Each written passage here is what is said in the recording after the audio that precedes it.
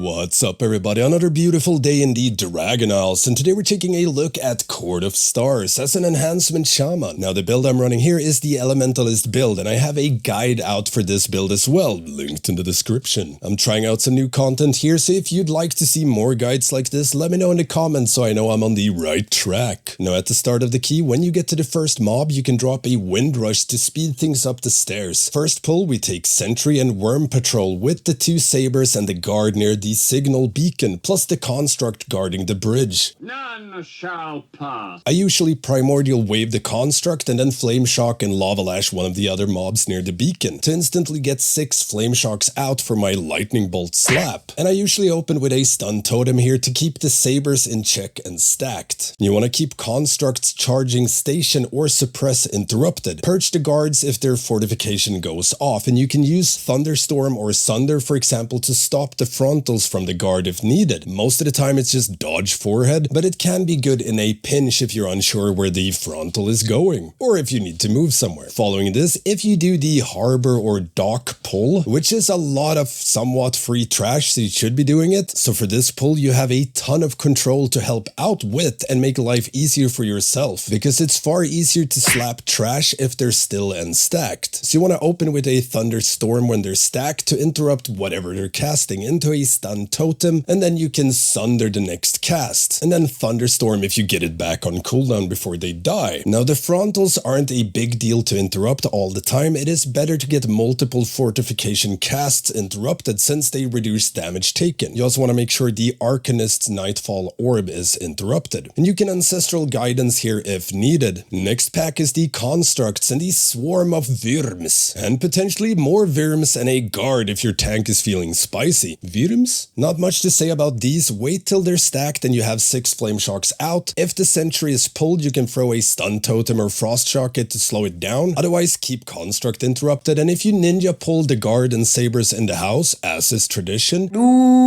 make sure to stun or thunderstorm the sabers so they don't bounce around. And it's pretty much the same for the rest of the trash up until the boss. Slow and control the sentries whenever you pull one, stun, thunderstorm, incap the sabers, keep the constructs interrupted, and purge or interrupt the fortification cast on the guards. So yeah, it's pretty much the same from here on out up until first boss. Now for the first boss, there's not a whole lot of stuff you can min-max. You want to cooldown on pull. It's great if you're able to pull some trash with boss if your group can handle it, since we gain a lot of single target damage due to extra haste from your primordial wave. But outside of that, slap boss. If you left a signal beacon up and you get adds throughout the fight, it usually lines up with your second primordial wave, so save it for that. Ancestral Guidance is great during arcane lockdown if anyone says slow jumper. Otherwise, yeah, slap boss, don't get lasered in the face. Now once the boss is dead, and assuming you have an alchemist in your party, while the boss is chugging the flask, if your primordial wave is off cooldown, you can primordial wave the construct up the stairs to get a double lightning bolt off for some extra damage into the construct. That is, unless your tank plans to pull these small mobs down the stairs. If so, you want to primordial wave that. Following this, wind rush up the stairs to the next area. The first pack I usually open with a stun totem, primordial wave the inquisitor, and lava lash into lightning bolt, and you can sunder or thunderstorm any remaining imp firebolt cast, but they usually explode. You can also interrupt the inquisitor's ice storm here with thunderstorm or sunder. Now for the rest of the trash in the courtyard, it really depends on spawns and where your tank drags you. Like most trash in Court of Stars, we have a lot of control with our AoE interrupts, so just make sure to utilize it as much as possible to keep trash from casting. The mini bosses and enforcers have a ton of health, so if possible it's great to do a mini boss with an enforcer or enforcers with some extra trash, since our low target cleave damage is insanely good and we gain more single target prio damage into the mini boss or enforcer when we have more targets due to primordial wave. Now when you get to the second boss, you want to hold the primordial wave for the first add spawn. Pop it during the swirlies, then insta lava lash as soon as they spawn into a lightning bolt. In low keys you might not even get your lightning bolt off here because people like to pad. I mean, I would never pad. Totally unethical damage. Think of the pad? However, for higher keys or tyrannical keys, it's usually fine, and it does actually increase our boss damage a ton, since we get at least 50% haste from each primordial wave, and it always lines up with adds if you hold the first one for the first adds. Other than that, you want to use stun totem on one add spawn, sunder on another, or thunderstorm storm to keep him from casting. That is, if they aren't instantly deleted from this plane of existence.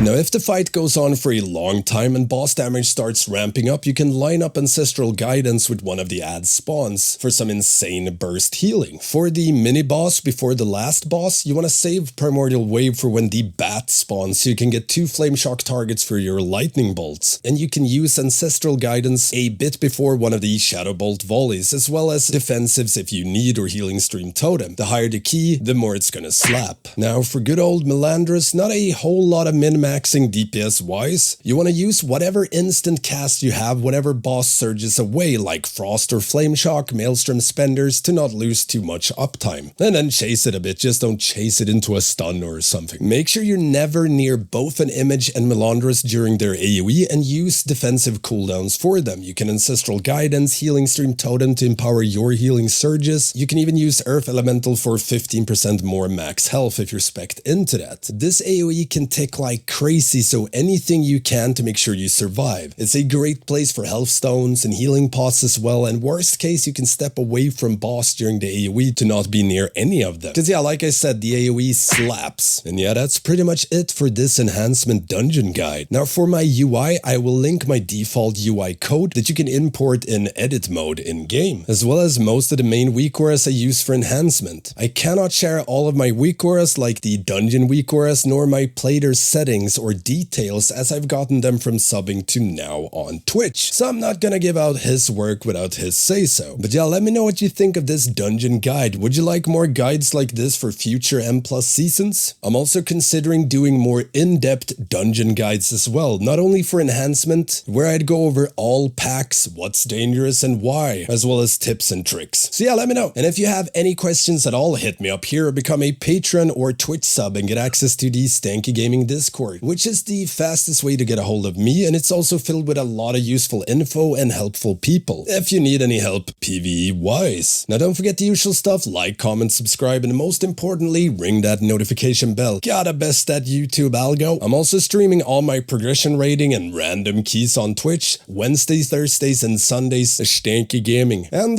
yeah, thank you all for watching, and I will see you next time.